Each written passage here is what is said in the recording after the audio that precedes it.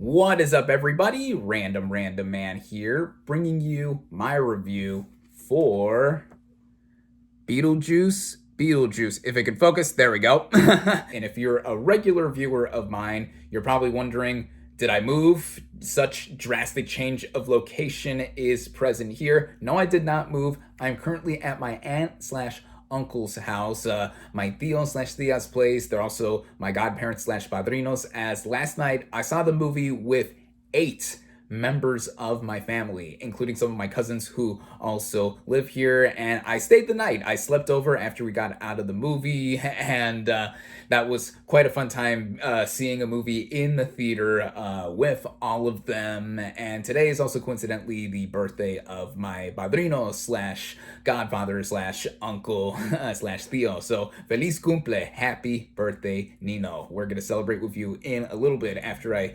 have this video recorded up. So, Beetlejuice Beetlejuice. This is the long-awaited sequel, 3.5 decades after the first film. And to get into my thoughts on the original film quickly, I really enjoy that first film from Tim Burton. That was only his second directorial effort, if I'm not mistaken. His first movie he directed, his directorial debut was Pee-wee's Big Adventure.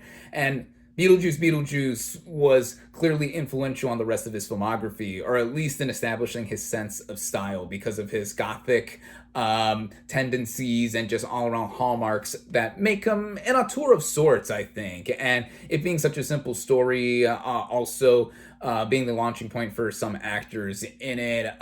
It's not one of my favorite Tim Burton movies per se. Not at the top I would place it. My favorite film of his, in case you don't know, is Edward Scissorhands, because I think it mixes his goth stylings, also it being more tender. I love that movie all around. But Beetlejuice Beetlejuice, I do think, is a very good film. And now that we have a sequel, so many years, over 3.5 decades after it, I did not know exactly what to think of it because, one, I don't have the biggest nostalgic attachment to the first Beetlejuice film. I didn't see it for the first time until I was a teen, maybe, and then I last watched it a few nights ago to prepare for this sequel. But seeing who was returning both in front of and behind the camera, and as it was coming together with the marketing, I was more looking forward to it, to watching this movie as it came with its release. Also, again, I saw it with quite a few other people. The most amount of people I've seen a movie with outside of a school setting. So without further ado, let's get into the cast and their performances. And we'll begin with Michael Keaton as the titular character, Beetlejuice. And yes, I've said Beetlejuice more than 3 times in this review. I hope he doesn't come and get me if he's out to get me.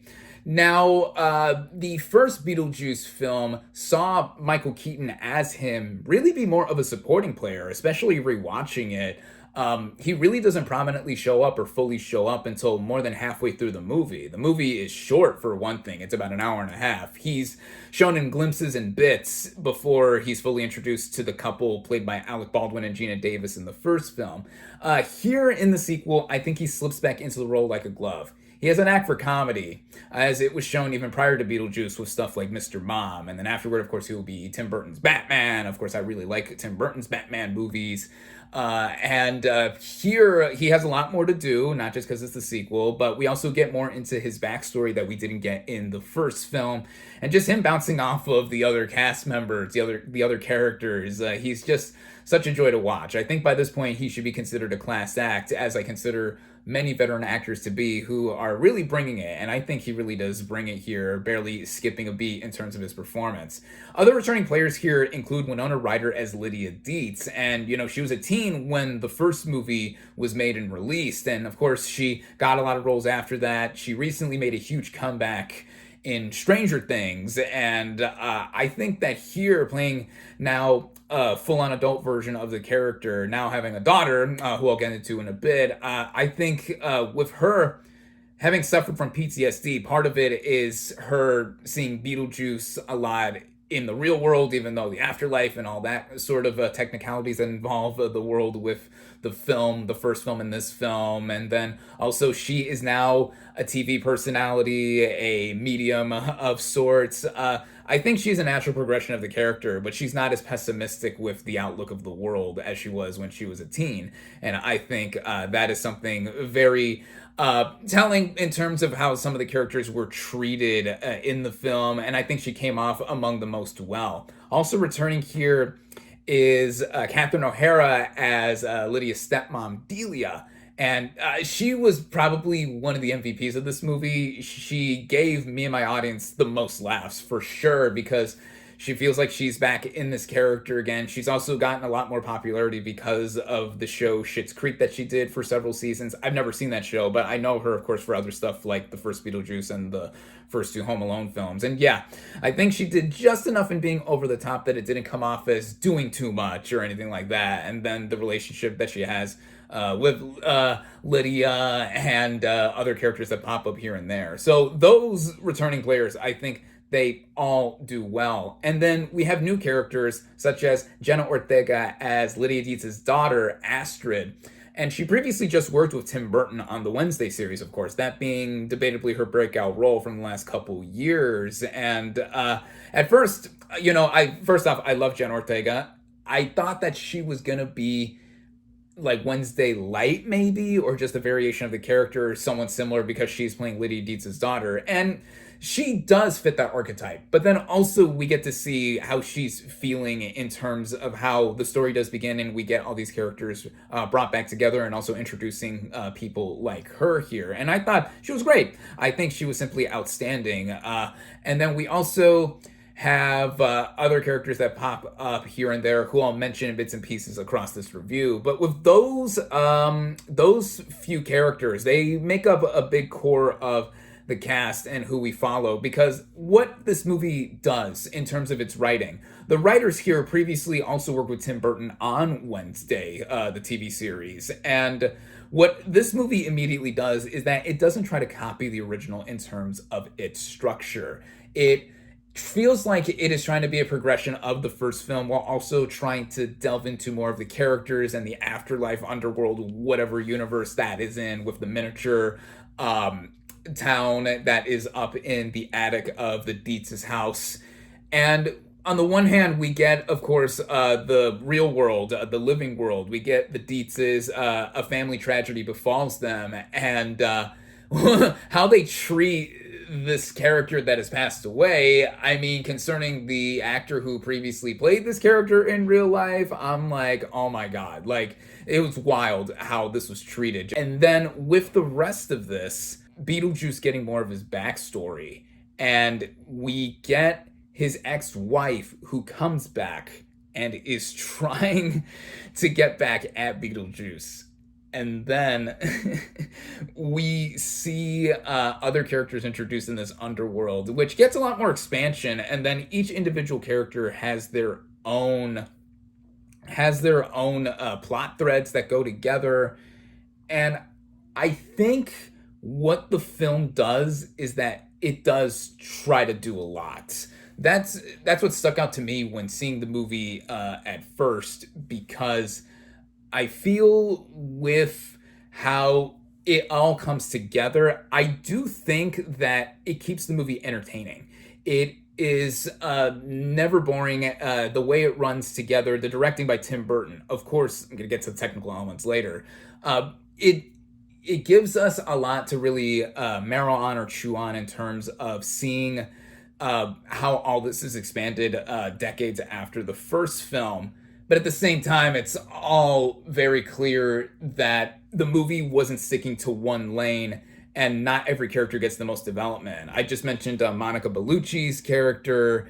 There's also the boyfriend to Lydia Dietz, played by Justin Theroux, who's basically just being his own over-the-top kind of thing. And there's also Willem Dafoe as this character in the afterlife. He, in the living world before he died, was an actor, but now he's a cop or a detective, and is also on the same trail as Monica Bellucci's ex-wife character, along with Beetlejuice. Beetlejuice is still trying to vie for the affection of Lydia. Astrid, Lydia's daughter, is involved with a boy character, and Catherine O'Hara's Delia is dealing with her own thing. There's a lot, as you can probably tell. That's several plot threads right there, just molded into one. And I think that also has something that has more of a balance than I feel. It could have been more messy than it would have been in execution. Because again, the directing by Tim Burton, I feel, has it all put out to where it jumps back and forth, I think, at just the right point. And then, of course, his technical sensibilities. Oh my God. Like, the production design, the costumes, the hair and makeup, which the first movie won an Oscar for, the practicality. There's barely any visual effects, at least from what I noticed. This film had $100 million budget, but I thought it was used well. It was used very economically. There's animatronics, there's the puppetry, claymation, all the backgrounds, and just having its stylings. I think Burton is back with a literal like force of showing his singular vision that he did with the first film, and then coming back with this, I feel. Yeah, and then the score, Danny Elfman returns to do the score for this film like he did with the first movie. That was great to hear. In the opening title credit sequence, we get the Beetlejuice theme, or the opening theme from the first film again, and then we get a lot of songs that are popular too. Of course, Harry Belafonte's music from the first movie was something that made it really iconic. In this film, there is a similar sequence that does it with a different song that doesn't try to entirely copy it. And again, that is what I give this movie big credit for, because it does not try to copy the original, even though there are certain beats that do feel very familiar. And again, the movie's trying to balance a whole lot here. There's lots of plot, in short, I think. But I think having it all viewed all together, the way it moves at about an hour and 45 minutes. So slightly longer than the first film, but I didn't think it ran that much longer in how I was actually experiencing it. And then there's also just the way the movie has a sense about it being full of its messaging, I think there is a sense of sweetness that this movie has, similar to the first film, but there's a much more familial element at play here. And then the comedy and just the all-around sense of humor the movie has. I mean, this is a PG-13 movie through and through. It's a hard PG-13. There's like a lot of bits of dialogue and other moments that I was like, oh wow. Like it didn't push a line too far, I think, but there's some blood and some other like imagery that would freak out probably little kids, like maybe like 5-year-olds and under, I think. But I think that worked in its favor. And also, again, like the way certain elements are treated, whether they're from the first film and just coming back here. So, yeah, I mean, this film I had a very good time with, for sure. I think that as a sequel, I thought it was one of the better ones that I've seen for these kinds of movies, or at least movies that are having sequels come out way after the originals. I think this is one of the better ones that I've seen in recent memory. Again, the experience that I had, I mean, I had a fun time seeing this film. I mean, you saw the intro of this video that I previously filmed last night. I mean, showing off the popcorn bucket with Beetlejuice's face on it, me wearing the Wednesday shirts when I saw the film. Yeah, I mean, that was just fun. And then also I saw it at an AMC theater. If you went to an AMC theater, you get this collectible popcorn bucket that my little cousin got. A handbook for the recently deceased, and it opens up like this. Pretty cool, I think. There's also another popcorn bucket with the sandworm coiling around it, and I think Regal and other chains have their own versions out too. So yeah, all in all, like I said, in summing up this movie, I very much enjoyed it. And now that we are getting into the fall season, technically it's still summer. I'm not going to call it fall until that specific day later on this month. I mean, it's still summer, even though the weather is getting a little more chilly. You see I'm wearing a hoodie. But, you know, getting into the Halloween season, the fall season, I think this is such a nice way to be able to get into that. Fans of the first Beetlejuice movie, of course, they're going to have a ball with it. Their mileage is going to vary of sorts, I feel, in terms of how much they like it, in terms of comparing it to the first film.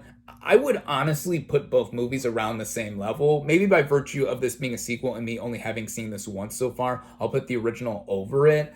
But I do think how it all came together, it's just very entertaining. I think that more juice is brought. The juice is literally loose once again. This is going to be a huge movie if the box office projections are already not going to predict it. And yeah, there's really not much more to say with Beetlejuice Beetlejuice other than that I definitely recommend seeing it. And so, to end off this video as I usually do, I'm going to go ahead and give my final verdict. So my final verdict for Beetlejuice Beetlejuice is 4 out of 5 stars. And there you have it. Thank you all, as always, for watching. Be sure to like this video, comment on what you thought of Beetlejuice Beetlejuice, social media links in the description. Subscribe to my channel for more, and I'll catch you on the next movie review.